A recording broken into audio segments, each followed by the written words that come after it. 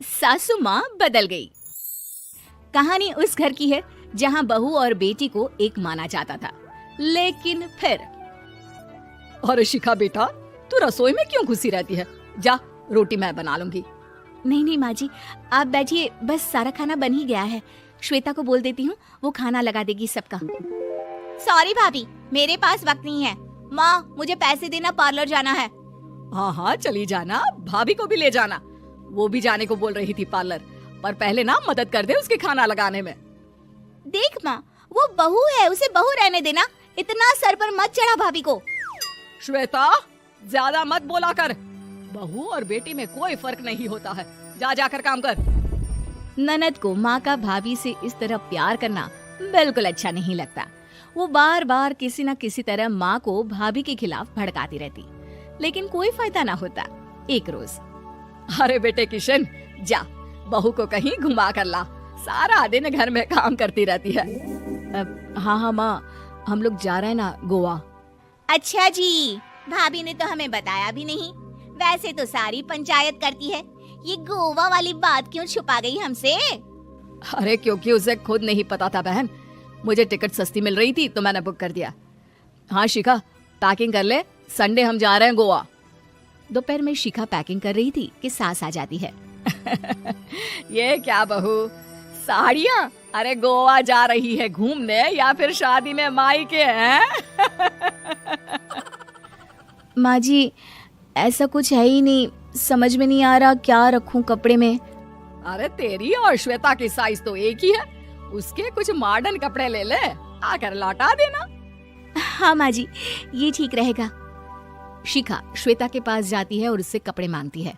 ना जी ना, मैं अपने कपड़े ना दूं, वैसे भी फैल जाएंगे मेरे कपड़े, बहुत महंगे वाले हैं। शिखा मुंह लटकाकर कमरे में आ जाती है तो सास कहती है, चल तैयार हो जा, तुझे मैं शॉपिंग करा कर लाती हूँ गोवा की। बस फिर क्या था, सास बहू निकल जाते हैं मार्केट और एक से बढ़कर एक ड्रेस खरीद कर घर आते हैं। पहले बता देती कि नए कपड़े दिलाने वाली है भाभी को, तो मैं अपने ही दे देती ना भाभी को, मुझे दिला देती नए कपड़े। देख श्वेता, परिवार का मतलब सबके साथ रहना होता है, ना कि सिर्फ अपना सोचना। वैसे भी तुझे अच्छे संस्कार सीखने चाहिए। और रही बात कपड़ों की, तो शिखा, आज से घर पर भी तू मॉडर्न कपड़े ही पहनेगी, कोई जरूरत नहीं है ये साड़ी वाड़ी लपेटने की। अब क्या था, घर पर श्वेता और शिखा एक जैसे रहते।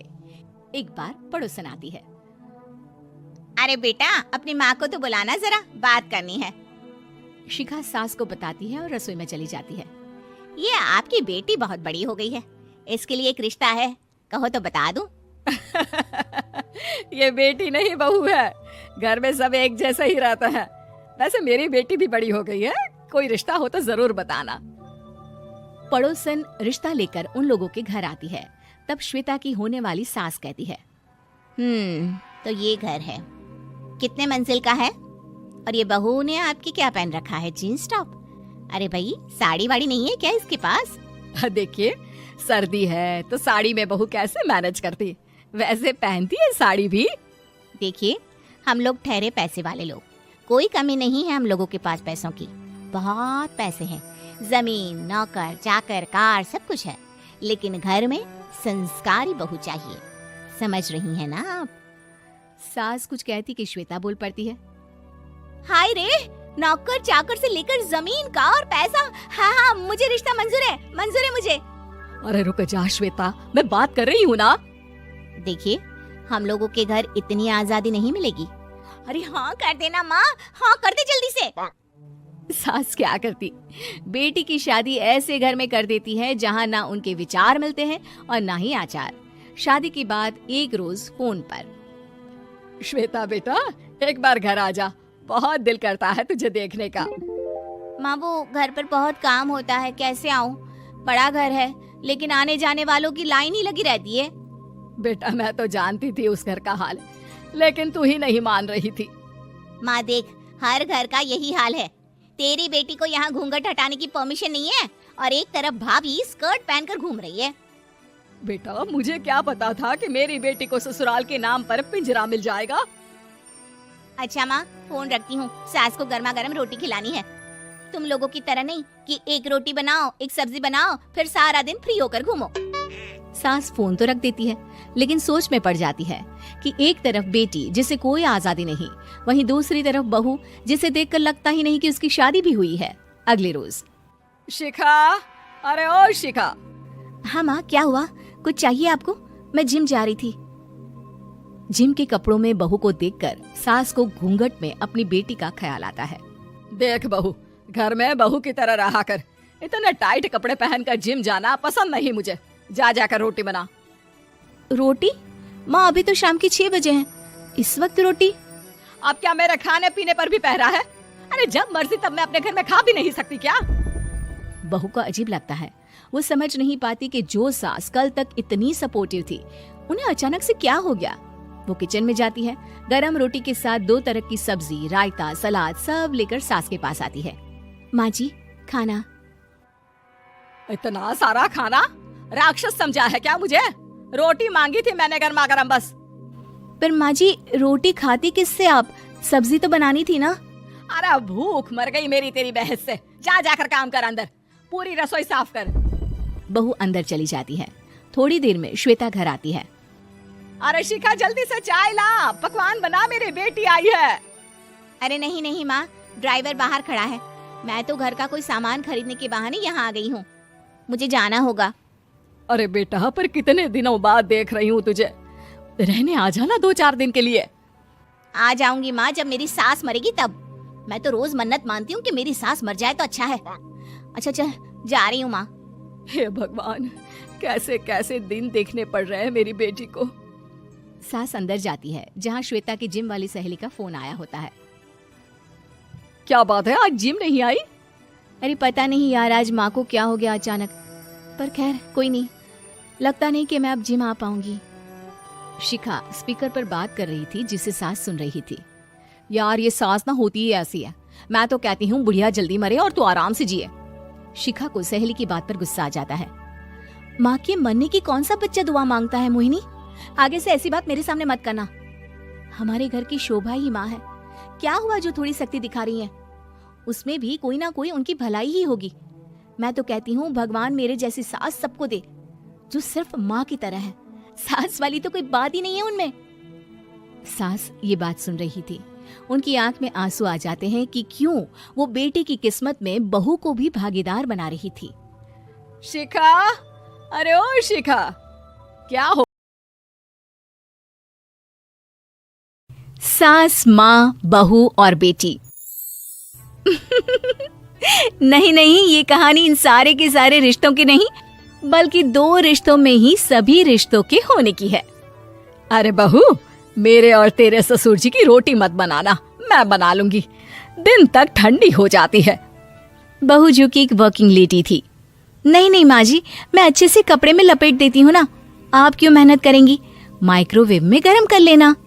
अरे नहीं बहू, मेहनत मत कर, वैसे भी ऑफिस में कम मेहनत होती है क्या? जा रहने दे। लेकिन बहू मानती नहीं। वो सास ससुर की रोटी बनाकर ही जाती है। दोपहर में खाने के वक्त ससुर जी कहते हैं, अरे बहू को रोटी बनाने के लिए क्यों मना कर दिया? क्या हो गया? ठंडा ही तो खाते आए हम लोग हमेशा से। अरे वो क्या है ना, सुबह ऑफिस जाती है, घर का सारा काम करने में वक्त लग जाता है। अरे थकती है वो अलग, तो मैंने सोचा बहाने से ही थोड़ा कम काम करवाऊं। ससुर मुस्कुरा रहे होते हैं। ये तो अच्छा है, बहू को समझना जरूरी है। वक्त बीत रहा था। घर में सब खुश थे कि एक दिन, माँ जी आप शाम को थोड़ा टहलने निकला करें, घर पर रह रहकर हड्डियां जाम होती है। पापा को भी ले जाया करिए, मैं वक्त पर तो आ जाती हूँ। बहू ठीक 5 बजे ऑफिस से घर आ जाती है। फिर चाय नाश्ता बनाकर सास ससुर के साथ बैठती, उन लोगों को सारा दिन का हाल बताती। रात को पति घर आता है। क्या बात है बेटा, ऑफिस से आकर कभी हम लोगों के साथ भी बैठा कर। अरे माँ, दिन रात काम करके मन ही नहीं करता। अगले दिन की फिर तैयारी होती है, आप और पापा ही कमरे में आ जाओ। इससे अच्छी तो बहू है, कितना भी थकी रहे, घर आकर हम लोगों के लिए चाय नाश्ता बनाना, फिर बातें करना। बहू ना होती तो हम बुढ़ा बुढ़िया तो बैठे ही रह जाते। सास और ससुर अब बहू के कहने पर शाम की सैर पर निकलने लगते हैं। सास की कई सहेलियां बनती है तो ससुर को भी कुछ बुजुर्ग लोगों का ग्रुप मिल जाता है। कैसा रहा सहेलियों के साथ शाम का वक्त? हम लोगों ने तो भाई खूब योगा किया। अरे हम लोगों को गप्पों से फुर्सत ही नहीं होती। वैसे मिसेस मल्होत्रा आज बहू के बारे में कुछ बोल रही थी। तभी वहां ऑफिस से बहू आ जाती है जो जींस और टॉप में होती है। क्या बात है माँ, क्या कह रही थी आपकी सहेली आपकी बहू के लिए? सास इस बार बहू को कुछ अलग तरीके से देखती है और उल्टा सवाल ही दाग देती है। क्या कह रही थी वो हटा, ये बता तेरे ऑफिस में तो मर्द भी काम करते होंगे ना? बहू जो अब तक मजाक कर रही थी वो सीरियस हो जाती है। मर्द होंगे नहीं माँ जी, मर्द ही ज्यादा हैं। हम 5 ही लड़कियां हैं ऑफिस में। अरे तो अच्छा लगता है क्या ऐसे कपड़े पहनती हो? कल से तुम ना साड़ी पहनकर ऑफिस जाना। और हाँ, शाम का नाश्ता थोड़ा जल्दी बनाया करो। नाश्ता बनाकर बाद में ही ऑफिस के कपड़े चेंज करने जाना। बहू को समझ में नहीं आता कि सास को हो क्या गया है, लेकिन वो कुछ नहीं कहती। सीधे किचन में जाकर चाय नाश्ता बनाती है और सास ससुर को दे देती है। अगले रोज बहू ऑफिस के लिए तैयार होती है तो खूब सुंदर सी साड़ी पहनती है और ऑफिस के लिए निकलने से पहले सास और ससुर के पैर छूती है और निकल जाती है। क्या बात है, आज मेधा के ऑफिस में लग रहा है कोई फंक्शन है। अच्छा, पता नहीं, मुझे तो बताया नहीं। वैसे तो सारी बात करती रहती है। अरे देखा नहीं कैसे साड़ी पहनकर जा रही थी? अरे वो तो मैंने ही बोला है उसे। अरे अच्छा लगता है क्या रोज रोज ऐसे सूट या जींस में जाना? बहू हो, बहू बनकर रहो। और आप भी ना मेधा मेधा मत किया करिए, बहू बोला करिए। सर पर चढ़ जाएगी तो दिक्कत हो जाएगी। सास अब बहू को बहू जैसा रखने लगती है। हर बात पर रोका टोकी, हर बात पर ताने। क्या बात है, आजकल लेट आ रही है ऑफिस से? अरे चाय के लिए भी देर हो जाती है। हम लोग फिर पार्क में भी देर से पहुंचते हैं। सभी की बहुएं वक्त से चाय नाश्ता करा देती है अपने सास ससुर को। बस एक तू ही है जो उस वक्त ऑफिस से निकलती है। माँ जी, वो एक रास्ता पुलिस वालों ने न जाने क्यों बंद कर रखा है, जिसके कारण ट्रैफिक ज्यादा हो जाता है। मैं कोशिश करूंगी कल वक्त से पहले ही निकल जाऊं। ससुर देख रहे होते हैं कि बहू अब परेशान सी रहने लगी है। एक रोज, मेधा, बेटी मेधा। जी पिताजी। बेटा देख जरा कौन सी टी शर्ट अच्छी लग रही है। वो क्या है ना, शाम को सब बदल बदल कर टी शर्ट पहनते हैं। मैं भी सोच रहा हूँ कि आज कुछ अच्छा सा पहन कर जाऊं। हाँ पिताजी, ये सही है। ये लाल वाली ना बहुत जचेगी आप पर। मेरे पापा पर भी डार्क रंग बहुत जचता है। क्या चल रहा है? अरे ससुर के सामने घूंघट तो छोड़ो, ऊपर से रंग बताया जा रहा है टी शर्ट का। अरे बहू, कोई संस्कार दिए नहीं है क्या तेरी माँ ने? बहू इस बार बहुत निराश हो जाती है। वो वहां से तुरंत अपने कमरे में चली जाती है। अब बहू घर का सारा काम करती, ऑफिस जाती, लेकिन साड़ी और सर पर पल्ला लेकर। एक बार पड़ोसन उनके घर आती है। वाह सुमित्रा बहन, बहू का तो रूप ही बदल दिया। ठीक किया, बहू बहू जैसी ही अच्छी लगती है। अच्छा चलती हूँ मैं। पड़ोसन के जाने के बाद सास बड़ी अकड़ के साथ कहती है, देखा मेरा कमाल, कैसे मैंने मेधा बहू को कंट्रोल में कर लिया। अब बारी ससुर के बोलने की थी। हाँ सुमित्रा, बिल्कुल ये काम तो किया है तुमने, लेकिन कभी सोचा क्या खो दिया? क्या खो दिया? मैंने तो कुछ नहीं खोया जी। खोया है। पहले बहू जब ऑफिस जाती तुम्हारे पैर छूकर तुम्हें गले लगाती, लेकिन अब सिर्फ पैर छूती है। हाँ जी, ये बात तो आप ठीक बोल रहे हैं। पहले घंटों हम लोगों से बात करती, कमरे में ना जाती, ऑफिस से आते ही खुद की चाय खाना नाश्ता सब हम लोगों के साथ करती, सारी बात बताती। लेकिन क्या तुम्हें पता है, बहू की तबीयत खराब चल रही है, वो माँ बनने वाली है। ये बात मुझे बेटे ने बताई कि तुम्हें बता दूं। अब सास की आंख में आंसू थे। वो समझ गई थी कि लोगों के कहने में आकर उसने क्या खो दिया। शाम को बहू घर आती है तो माँ किचन में पकोड़े तल रही होती है। अरे माँ जी, आप रहने दीजिए ना, मैं आ तो रही थी। अरे नहीं, जा तू चेंज कर ले, मैं नाश्ता और चाय टेबल पर ही लगा रही हूँ मेधा। सास के मुंह से अपना नाम सुनकर बहू को बहुत अच्छा लगता है। माँ जी, कोई गलती हो गई है क्या? मेरे होते हुए आप काम करे, ये ठीक नहीं है। संस्कारी और समझदार बहू सास को माँ समझती है, लेकिन सास की बेवकूफी उसे सास ही बनाकर रखती है। बहू, मुझे भी थोड़े संस्कार और समझदार बनने का मौका दे, जिससे मैं भी बहू नहीं बेटी को देखूं तुझ में। और हाँ, मेरा होने वाला पोता क्या कहेगा कि दादी ने तो मेरी माँ को बहुत परेशान किया। बहू सास को गले लगा लेती है। नहीं माँ जी, वो कहेगा कि माँ को तो। सासू माँ की नई सहेली। प्रिया किचन में चाय बना रही होती है और सुमन ड्राइंग रूम में बैठकर मजे से टीवी देख रही होती है। तभी दरवाजे की घंटी बजती है। प्रिया, जरा देखना तो कौन आया है। देखती हूँ मम्मी जी। प्रिया दरवाजा खोलती है तो सामने पड़ोस वाली विमला आंटी खड़ी होती है। नमस्ते आंटी जी, कैसी हैं आप?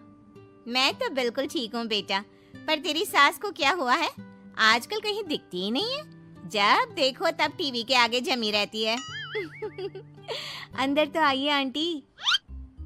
अरे ओ दीपक की अम्मा, कहाँ हो? अरे बिमला, आओ आओ, क्या बात है, बड़े दिन बाद याद आई तुम्हें मेरी। मैं तो हमेशा ही तुम्हें याद करती हूँ, पर तुम ही गायब रहती हो और आजकल तो बाहर भी नहीं आती जाती। तबीयत तो ठीक है ना तुम्हारी? अरे तबीयत को क्या होना है, इस उम्र में तो कुछ ना कुछ लगा ही रहता है। मेरी छोड़ो, तुम ये बताओ कि क्या चल रहा है गली मोहल्ले में। तुम गली मोहल्ले की छोड़ो, चल तो तुम्हारे पड़ोस में रहा है। तुम्हारी नई सहेली आई है। मेरी कौन सी नई सहेली? मैं तो यहाँ बस तुमसे बातचीत कर लेती हूँ, या फिर बाजू वाली शर्मा की बहू से दो चार बातें कर लेती हूँ। इसीलिए तो कहा कि तेरी नई सहेली आई है। अब कोई पड़ोस में आया है तो बात तो होनी ही है। कम से कम इसी बहाने हमारा भी एक ग्रुप बन जाएगा। फिर सब मिलकर अपनी बहुओं की शिकायतें किया करेंगे। दोनों हंसने लगते हैं। तभी प्रिया चाय लेकर आती है और सामने टेबल पर रख देती है। दोनों चाय पीती हैं और बातें करते हैं। चलो मैं चलती हूँ, अब कल मिलते हैं। राम राम। अगले दिन प्रिया किचन में कुछ काम कर रही होती है और सुमन आराम से सोफे पर बैठकर मटर छिल रही होती है। तभी डोरबेल बजती है। प्रिया दरवाजा खोलती है तो सामने उनकी नई पड़ोसन खड़ी होती है। जी, आप कौन? मैंने पहचाना नहीं। नमस्ते बेटा, मैं शारदा, आपके बगल वाले घर में अभी 2-4 दिन पहले ही शिफ्ट हुए हैं। ओह अच्छा अच्छा अच्छा, नमस्ते आंटी, अंदर आइए ना आप। देखिए तो मम्मी जी, आज कौन आया है। इतना कहकर प्रिया किचन में चाय बनाने चली जाती है। नई पड़ोसन को घर पे देखकर सुमन थोड़ा हैरान हो जाती है। नमस्ते बहन जी, मैं शारदा, आपकी नई पड़ोसन। अच्छा अच्छा, आप हैं हमारी नई पड़ोसन। आइए आइए, और बताइए कैसी हैं आप? जी बिल्कुल ठीक हूँ। वो दरअसल घर पर छोटी सी पूजा रखवाई थी, बस उसी का प्रसाद देने चली आई। सोचा इसी बहाने नए पड़ोसियों से भी मुलाकात हो जाएगी। ये तो बहुत अच्छा सोचा आपने। सुमन प्रिया को आवाज लगाती है। अरे ओ बहू, जरा चाय पानी का तो आके पूछ लो। ये आजकल की बहुएं भी ना, जब तक बोलो नहीं तब तक कुछ नहीं करेंगी। आई मम्मी जी। प्रिया चाय लेकर आती है। दोनों बैठकर चाय पीती हैं और खूब सारी बातें करती हैं। अच्छा बहन जी, अब मैं चलती हूँ, फिर मिलते हैं। अब तो आना जाना लगा ही रहेगा। शारदा के जाने के बाद प्रिया किचन से बाहर आती है। क्या बात है मम्मी जी, आप दोनों को देखकर तो लगा ही नहीं कि पहली बार मिल रही हो। आप दोनों तो बिल्कुल बिछड़ी हुई सहेलियों की तरह बातें कर रही थी। अरे जब दो औरतें मिल जाती है ना, तो बातें अपने आप ही निकल आती है। अब तू अपने काम पर ध्यान दे, बातों पे नहीं। ऐसे ही कुछ दिन बीत जाते हैं। अब सुमन और शारदा अच्छी सहेलियां बन गई होती हैं। दोनों एक साथ मंदिर जाती, मार्केट जाती और कभी कभी तो विमला भी इनके साथ मिलकर खूब हंसी ठिठोली करती। एक शाम तीनों बैठकर सुमन के घर पर चाय पी रही होती हैं कि तभी बहुत तेज बारिश शुरू हो जाती है। सुमन जोर से प्रिया को आवाज लगाती है। प्रिया, ओ प्रिया, देख कितनी तेज बारिश हो रही है।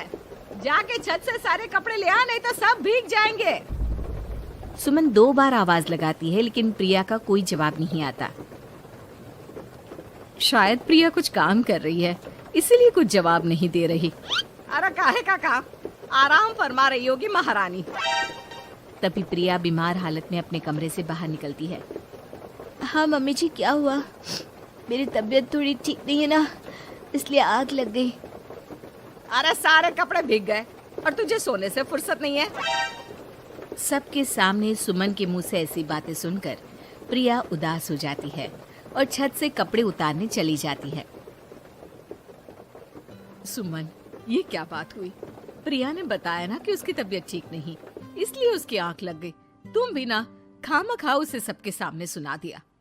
अरे आप नहीं जानती शारदा जी, कुछ बहुएं ना बहुत आलसी होती है, घर का एक काम नहीं करना चाहती। ऐसा नहीं है सुमन, तुम्हारी बहू तो बहुत प्यारी है, तुम्हारी सारी बात भी तो मानती है। हाँ सुमन, तुम प्रिया के बारे में ऐसा क्यों सोचती हो? मेरी भी 2 बहुएं हैं, लेकिन मैं उन्हें अपनी बेटियों की तरह रखती हूँ। आखिर वो भी तो किसी की बेटियां ही है ना। और अगर तुम ऐसा ही व्यवहार करोगी तो एक दिन प्रिया भी तुम्हारे साथ ऐसा ही बर्ताव करेगी। शारदा और विमला की बातें सुनकर सुमन की तो बोलती बंद हो जाती है। वहीं प्रिया भी बाहर से सारी बातें सुन रही होती है। अरे मैं कोई उसकी दुश्मन थोड़ी ना हूँ, मैं भी उसकी माँ हूँ, लेकिन कभी कभी सास बनना पड़ता है, नहीं तो बहुएं हाथ से निकल जाती है। देखो सुमन, ये सब सोच का फर्क है।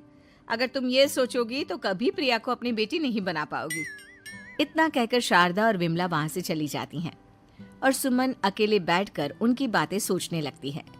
अगले दिन प्रिया और दीपक अपने कमरे में बैठकर बात कर रहे होते हैं और सुमन उनके कमरे के बाहर कुछ काम कर रही होती है और उन दोनों की बातें सुन लेती है। दीपक, तुम्हें पता है हमारे पड़ोस में जो शारदा आंटी है ना, बहुत अच्छी हैं। अच्छा, ऐसा क्या हो गया जो तुम्हें वो इतनी अच्छी लगने लग गई? कुछ खास नहीं, बस कल जब मम्मी जी मुझे सबके सामने सुना रही थी तो शारदा आंटी ने मेरा साथ दिया। मैं तो सच में हैरान ही रह गई थी जब उन्होंने मम्मी जी को मुझसे ऐसा बर्ताव करने के लिए मना किया।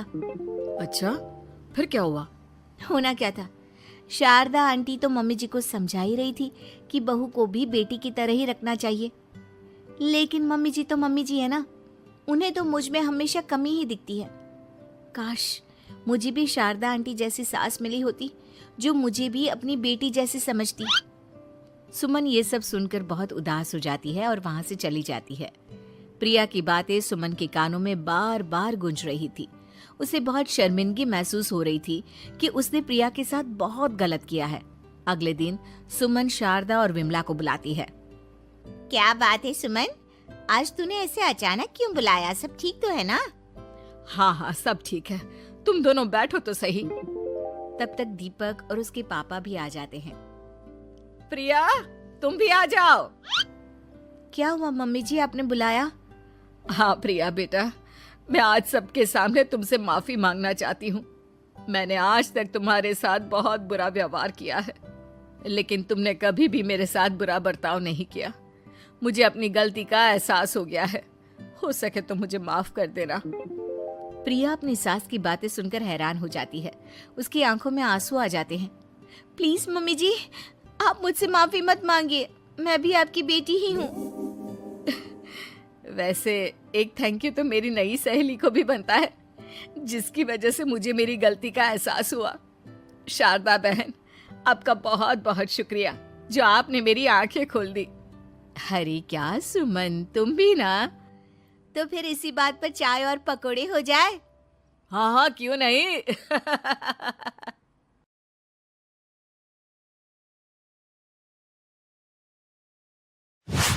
सुगंधा और उसकी सास कांता के बीच एक अजीब सी जंग रहती थी।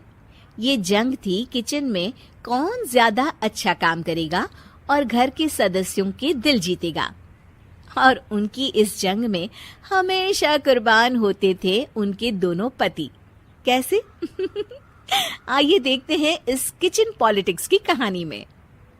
एक दिन किचन में, माँ जी आज मैं बना रही हूँ मेथी की सब्जी, इस खाने से घर वालों के पेट की सारी समस्या खत्म हो जाएगी।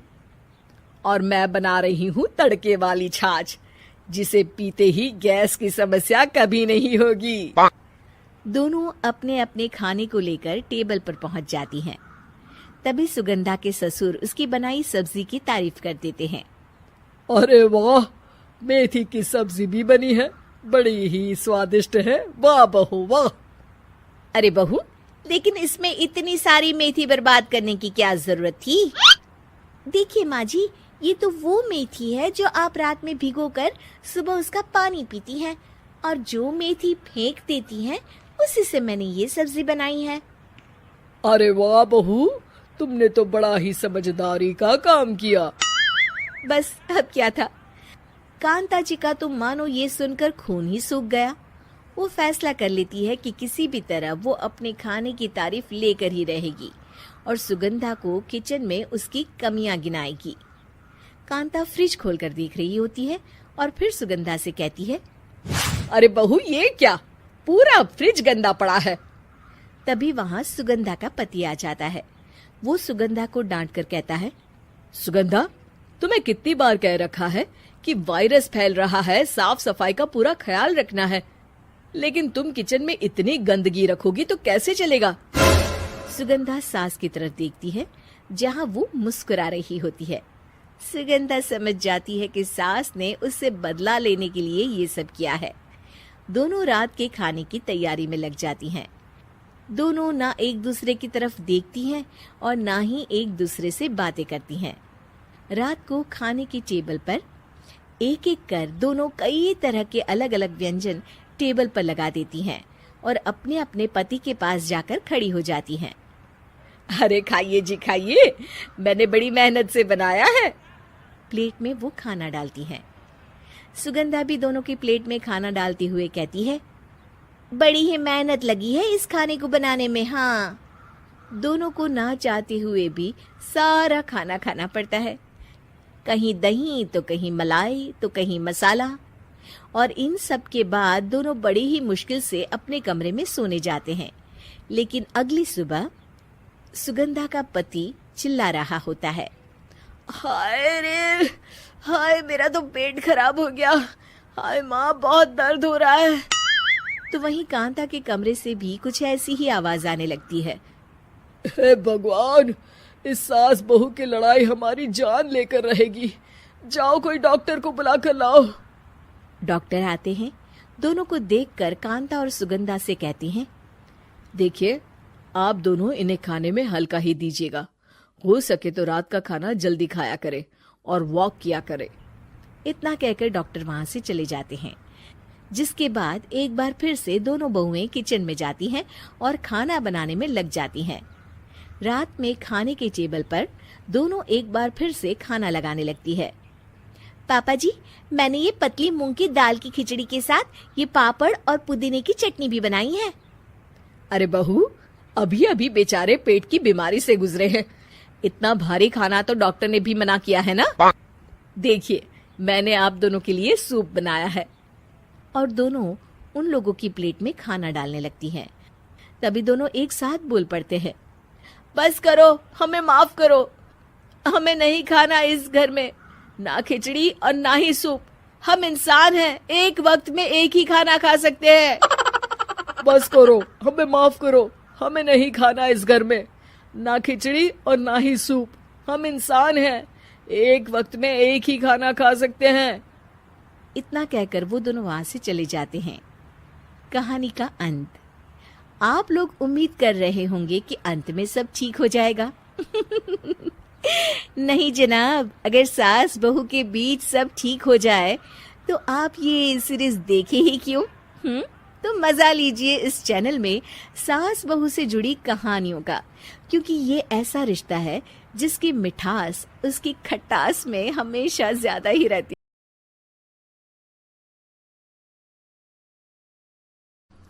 सास बहू में हंगामा, घर आए शकुनी मामा। सुबह सुबह सास अपने भाई को फोन लगाती है।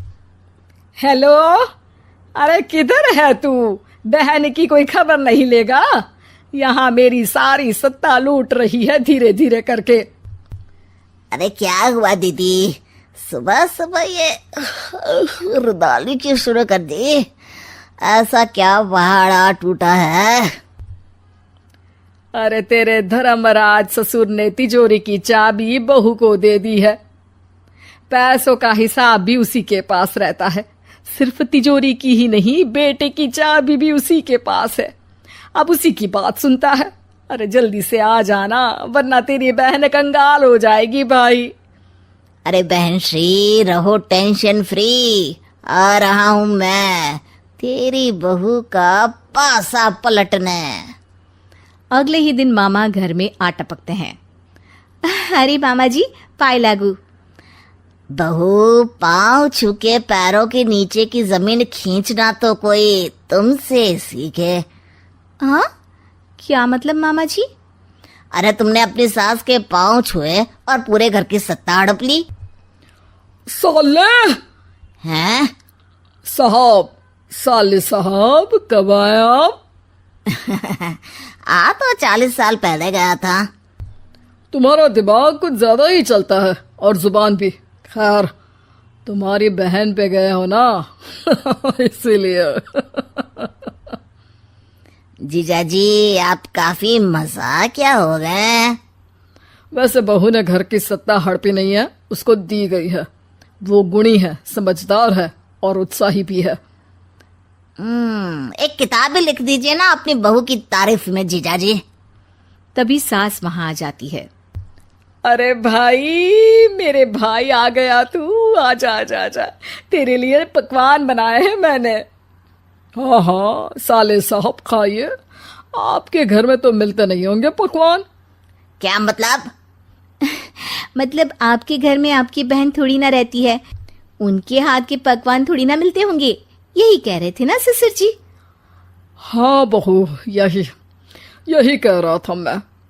सास अपने भाई को अंदर ले जाती है और कहती है, ये हलवा खा के कुछ जलवा दिखा दे भाई। लूडो। अरे हाँ हाँ, लूडो भी खेल लेना। पहले बहू के हाथ से सत्ता लेने की कोई तरकीब ढूंढो। लूडो खेलेंगे, जो जीतेगा सत्ता उसकी। अरे पर मुझे तो खेलना ही नहीं आता। तू बस चाल चलना, पासे तो मैं फेंकूंगा और मेरे हाथ से फेंका गया पासा मेरी मर्जी के खिलाफ नहीं आता। अरे लेकिन तेरे जीजाजी रहेंगे तो ये काम कैसे होगा? हर रविवार जीजाजी शाम को अपने दोस्तों के साथ बैठने जाते हैं। वहाँ उनकी महफिल जमेगी और यहाँ बहू के महफिल उजड़ जाएगी। अरे एक नंबर का कमीना है तू। जैसी दुनिया वैसे हम बहना। रविवार की रात सास, बहू, बेटा और सास का भाई एक साथ बैठे हुए होते हैं। अरे थोड़ा मनोरंजन हो जाए तो मजा आ जाए। हाँ हाँ, लूडो खेलते हैं। अरे वाह, बहुत अच्छा आइडिया है। हाँ हाँ, हम 4 लोग हैं, आराम से खेल सकते हैं। लूडो एक ऐसा खेल है जो खेलने से ज्यादा देखने में मजा आता है। तो भांजे, तुम और हम बस देखेंगे। यानी सास और बहू में होगा मुकाबला। आ जाओ, देखते हैं किसमें कितना है दम। खेल होता है शुरू। पहली बाजी बहू जीत जाती है। क्यों सासू माँ, कैसी रही? अरे एक ही खेल जीती है, इतना घमंड ना कर। खेली तो तुम बहुत अच्छा हो बहू, लेकिन ऐसे फीके फीके खेलने में मजा नहीं आ रहा। कुछ दांव पे ना लगे तो क्या मतलब? ठीक है, आप जो कहेंगे मैं दांव पर लगा दूंगी। वादा करो, खेल छोड़ के भागना मत। अरे हाँ मामा जी, पक्की बात। क्योंकि मेरी बहना कच्ची खिलाड़ी है, तो उसकी तरफ से पास से मैं फेंकूंगा। बुढ़ापे में तो वैसे भी हाथ कांप रहे हैं, पास से क्या फेंकेंगी सासू माँ? बहू को पता नहीं था कि मामा के फेंके पासे हमेशा सही बैठते हैं। वो बस पहली बाजी जीत के खुद को चैंपियन समझ रही थी। अगर मैं हार गई तो बहू को अपने पुराने गहने दे दूंगी और अगर बहू हार गई तो तिजोरी की चाबी और घर के पैसों के हिसाब की जिम्मेदारी वापस मेरे हाथ में दे देगी। हाँ हाँ, मंजूर है मुझे। अरे रुको तो, थोड़ा सोच समझ के। अरे सोच लिया और समझ भी लिया। दूसरी बाजी शुरू होती है। मामा के फेंके एक भी पासे उनकी मर्जी के खिलाफ नहीं जाते। बहू को पसीना आ जाता है, पर सास को टक्कर नहीं दे पाती। आखिरी गोटी के घर में जाने के लिए सास को 1 नंबर चाहिए, जबकि बहू एक बार भी घर में नहीं पहुंची है। अरे क्यों बहू, अब कैसी रही? ये गोटी अंदर जाएगी और तिजोरी की चाबी बाहर आएगी। मैंने बोला था तुमसे कि मामा से पंगा मत लो। मुझे क्या पता था कि ये मामा नहीं, मामा शकुनी है। मामा पासा फेंकता है और सास जीत जाती है और घर की सत्ता वापस सास के हाथ में आ जाती है। बहू रोने लगती है। इतने में ही वहां ससुर जी आ जाते हैं। अरे रो क्यों रही हो बहू? क्योंकि मामा ने मुझे मामू बना दिया।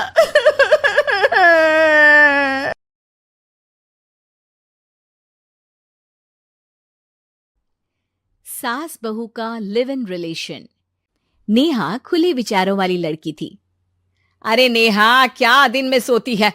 ससुराल में ऐसा नहीं चलेगा, वहां तो काम करना पड़ेगा। काम जितना काम होगा कर लूंगी माँ, पर अगर कोई ये कहे कि सारा आराम छोड़कर सिर्फ काम ही करना है तो ना भी ना, मुझे नहीं करनी शादी।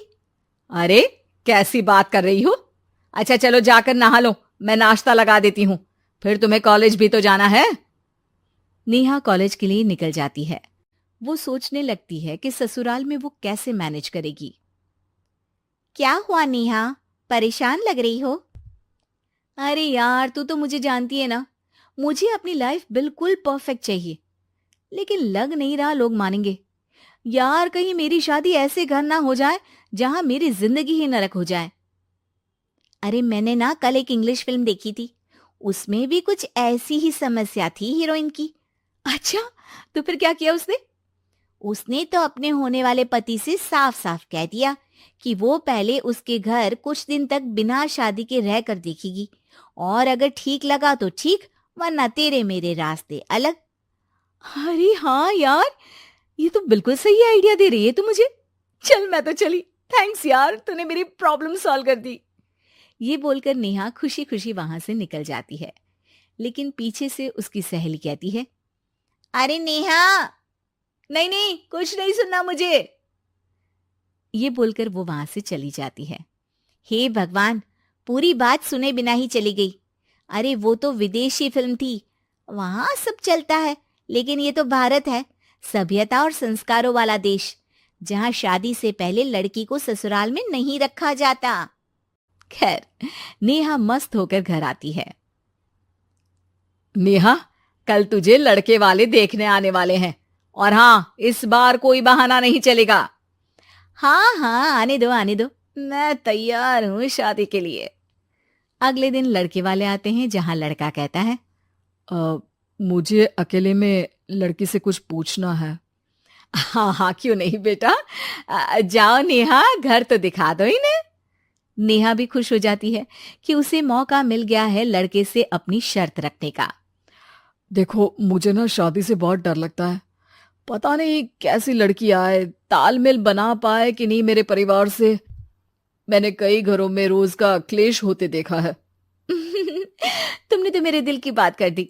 मैं भी यही सोच रही थी कि भाई सास तो अच्छी होनी चाहिए, पति सपोर्ट करे ना करे, रहना तो पूरे दिन सास के साथ है। लेकिन मेरे पास ना इसके लिए एक बहुत अच्छा आइडिया है। अच्छा, कैसा आइडिया? क्यों ना शादी के पहले मैं कुछ दिनों तक तुम्हारे घर आकर रह लूं, तुम लोग मुझे समझ लेना, मैं तुम लोगों को समझ लूंगी। ठीक लगा तो शादी, वरना टाटा बाय बाय। क्यों? लड़के को नेहा की बात में दम लगता है। वो घर के सभी लोगों के सामने नेहा की बात रखता है। अरे पागल हो गई है क्या? ये कैसी शर्त है? अरे शादी से पहले मैं क्यों तुझे किसी और के घर भेजूंगी रहने? अरे लड़की के ख्याल तो 20 साल आगे के हैं, इतनी भी खुले विचारों वाली लड़की नहीं चाहिए हमें। अरे माँ, क्या बुरा और गलत बोल रही है ये? रहना तो हम दोनों का है ना। कल को कोई परेशानी आई तो तुम सब तो ये बोलकर निकल जाओगे कि जिंदगी तुम लोगों को ही निभानी है। तुम लोगों को जो करना है करो। तब क्या करूंगा बताओ? सबके समझाने पर वो लोग मान जाते हैं। वाह, मैं 2-3 दिनों में पैकिंग कर लूंगी, तो आकर मुझे ले जाना। और नेहा पहुंच जाती है विशाल के घर। आओ आओ, ये रहा तुम्हारा कमरा। इस घर में तुम एज अ गेस्ट रहो, लेकिन माँ तुम्हें बहू की तरह ही ट्रीट करेंगी और तुम भी उन्हें सास की तरह ही रखना। बस फिर क्या था, शुरू हो जाता है लिव इन सास बहू का ड्रामा। अरे चाय तो बना दे बहू। जी सासू माँ, अभी लाई। नेहा चाय लेकर आती है कि बस चाय लेकर आई हो, इसके साथ पकोड़े भी ले आती। लेकिन आपने तो बताया ही नहीं कि आपको चाय के साथ पकोड़े भी चाहिए। हाँ हाँ, अब तो पता चल गया ना। रात को खाना खाने के बाद नेहा किचन में खटर पटर कर रही होती है। क्या हो रहा है वहां नेहा? माँ जी, मैं ना रात को अदरक वाली चाय पीकर सोती हूँ, ये मेरी आदत है। अच्छा, तो जरा मेरे लिए भी बना देना। दोनों सास बहू रात को चाय पीती हैं। अगले दिन नेहा, मैं मंदिर जा रही हूँ, मेरी साड़ी निकाल कर बेड पर रख दे। नेहा सास के लिए साड़ी निकाल कर रख देती है। वो देखती है कि उसके आने के बाद से सास ने घर का कोई भी काम करना छोड़ दिया है। यार मैं क्या करूं? ऐसा ससुराल तो मुझे नहीं चाहिए था जिसमें मैं ही सारा काम करूं। मैं तो ऐसा घर चाहती हूं जहां सास और बहू दोनों मिलकर किचन में काम करें। हे भगवान, रात को चाय पी ली, पेट में गैस बन गई, अब तो चला भी नहीं जा रहा है। मुझे तो ऐसी बहू चाहिए जो हेल्थ के प्रति कॉन्शियस हो, क्योंकि वो ठीक रहेगी तभी तो मैं ठीक रहूंगी। दोनों समझ जाती हैं कि वो लोग एक दूसरे के लिए नहीं बने हैं। अगले दिन नेहा, जरा चाय तो ले आना।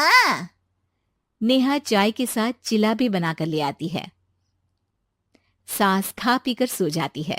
अगली सुबह तेरी बुआ सास आ रही है, उसे मैंने तेरे बारे में बताया है। तभी वहां गंवार से एक महिला आ जाती है। चलो यहां से निकलो, कुछ नहीं है खाने के लिए, जाओ। ए नेहा, तमीज से बात करो, ये मेरी ननद यानी आशीष की बुआ है। हाय रे दैया, इतनी आकड़ वाली लड़की।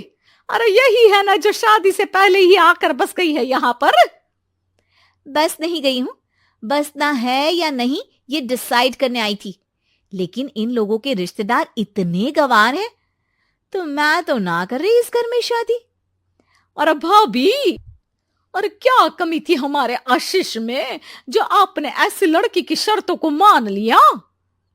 अरे वो तो आशीष के कहने पर मैं झुक गई, वरना ऐसी लड़की को तो मैं घर में घुसने भी ना दूं। ए हेलो, ऐसी लड़की कैसी लड़की? हाँ, बिना समझे बुझे शादी कर लूं? अब तो समझ गई ना कि हम लोग गांव के हैं। भाभी को खाट पर सोना और रिश्तेदारों का गांव से आना जाना तो लगा ही रहना है इस घर में। हाँ हाँ, मैं तो किसी मॉडर्न घर में शादी करूंगी। ये बोलकर नेहा वहां से चली जाती है। अपने घर में आकर नेहा कहती है, ना माँ ना, लिव इन में रहकर देख लिया, ये गांव के लोगों का कोई भरोसा नहीं है। खैर, नेहा की शादी एक मॉडर्न घर में हो जाती है, जहां सास कहती है, हे नेहा, मैं टेनिस खेलने जा रही हूं, आओ तो जूस बनाकर रखना, और हाँ, वॉलनट्स और ओट्स भी बना लेना। जी माँ। माँ मॉम बोलो डार्लिंग, माँ इज ओल्ड फैशन। बेचारी नेहा।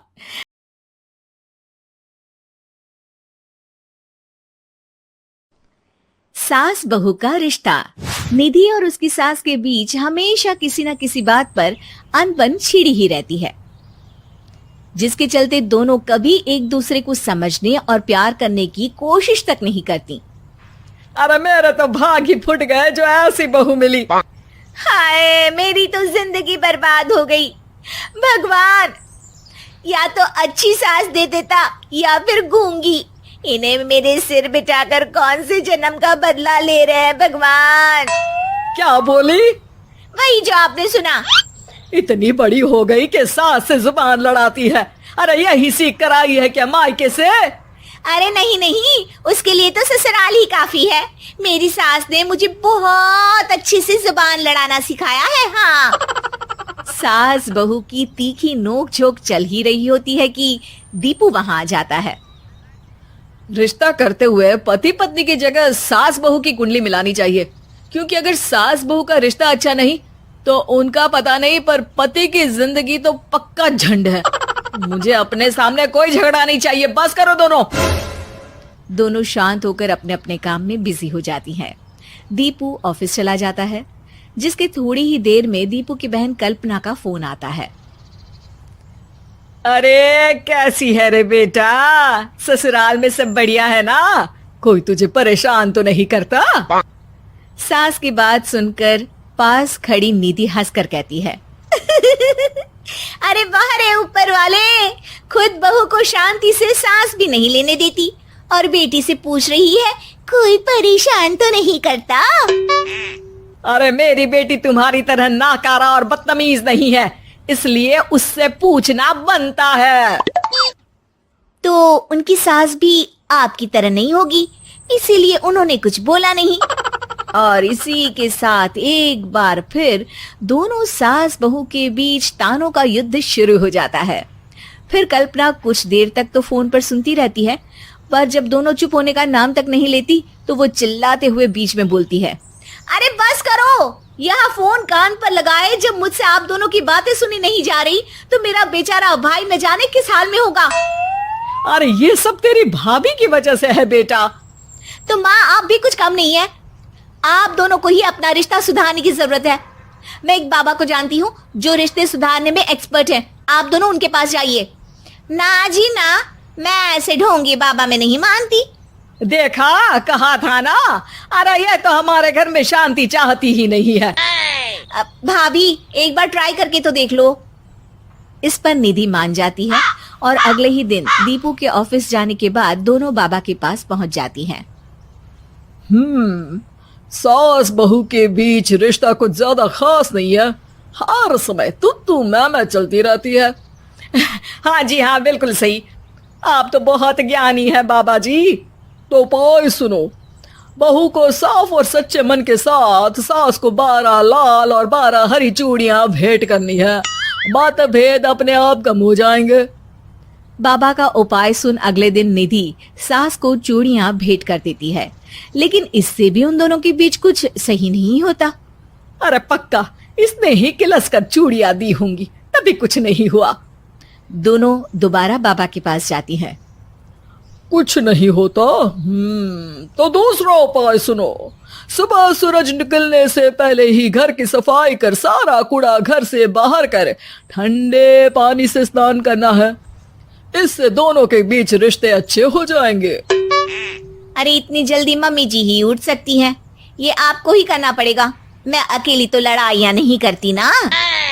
बाबा का उपाय मानते हुए अगली सुबह से सास जल्दी उठ सूरज निकलने से पहले घर की सफाई कर ठंडे पानी से नहाने लगती है। ये सब कुछ दिन तक चलता है, जिससे अभी भी दोनों के रिश्ते तो नहीं सुधरते, पर सास की तबीयत खराब होने लगती है। अब लगता है आपने मन से काम नहीं किया होगा, तभी तो रिश्ता वैसा का वैसा पड़ा है और तबीयत खराब हो गई। अरे सही कहती थी तुम, कल मुहा ढोंगी बाबा। देर आए पर दुरुस्त आए, चलो आराम करो आप। अब निधि बाकी काम छोड़ सास की सेवा करने लगती है।